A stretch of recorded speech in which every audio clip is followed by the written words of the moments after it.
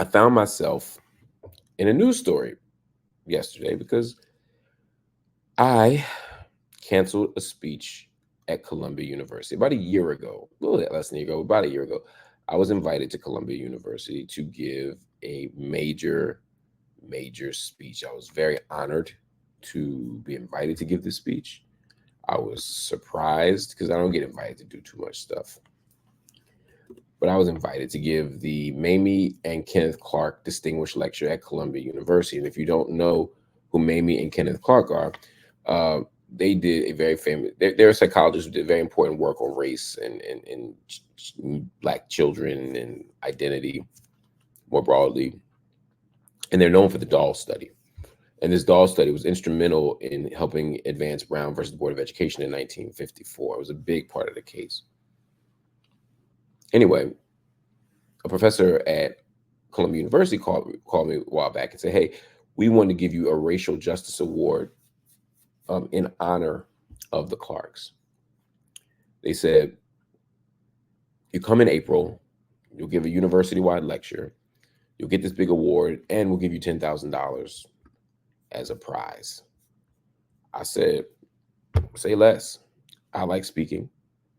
I like talking to different audiences across different fields and disciplines. And I like getting $10,000.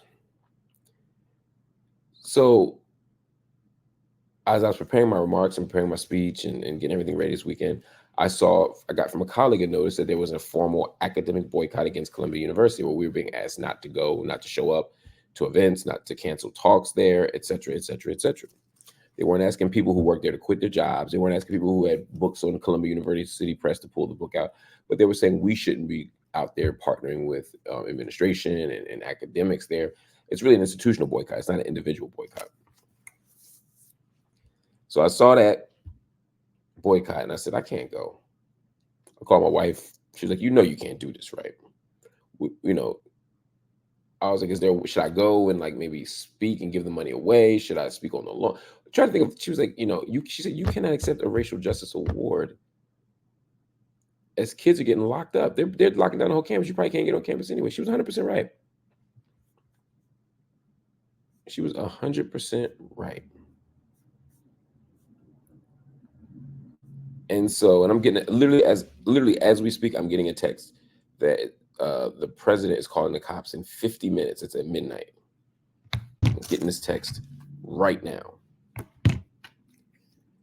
And so I had to call him and say, yo, I can't.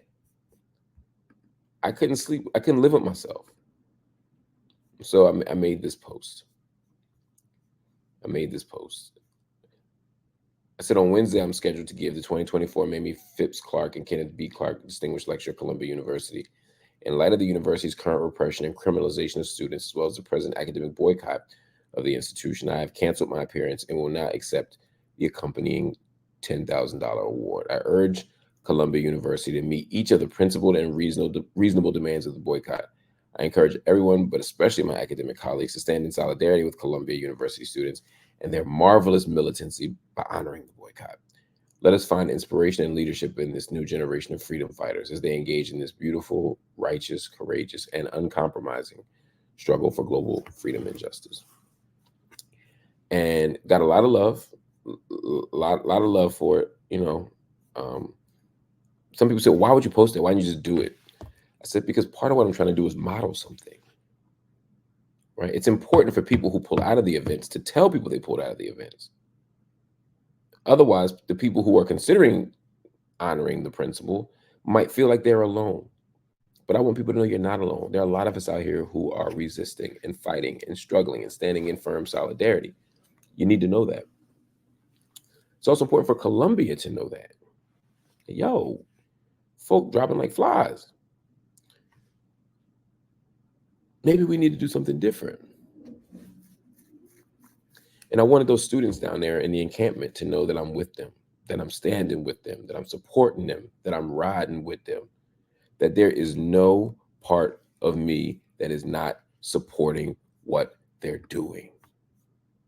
This is a marvelous militancy. This is a righteous struggle that they're engaged in. And so I needed them to know that I was here. I needed them to know that I was here. So that's why I pulled out of Colombia, man. It would feel like blood money.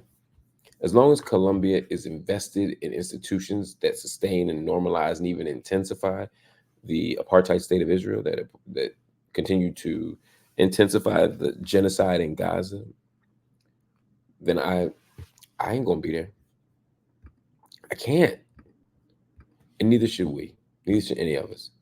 So I'm proud of what those kids at Columbia University are doing. I'm proud that they're standing up. And even when they tried to intimidate them, even when they sent those police officers, even when they locked folk up, even when they suspended students, they kept fighting. They're down there fighting, and it's so impressive. And so I said, well, what do I do?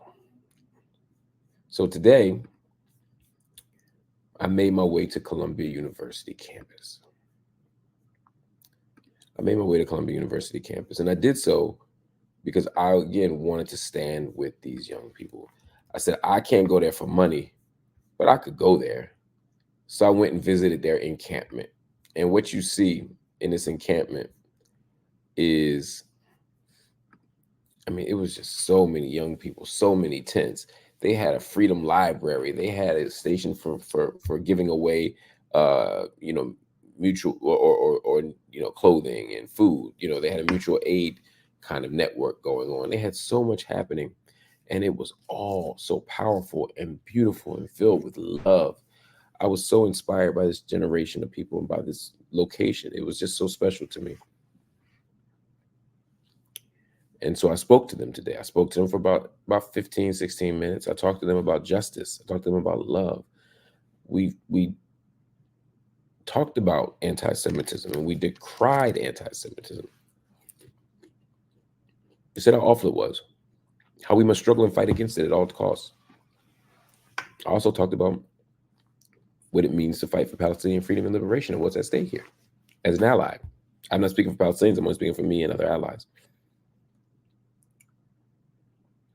We got work to do, but these kids at Columbia are doing the work. And so that's why I canceled the speech. I can't take Columbia's blood money. I can't normalize what Columbia is doing.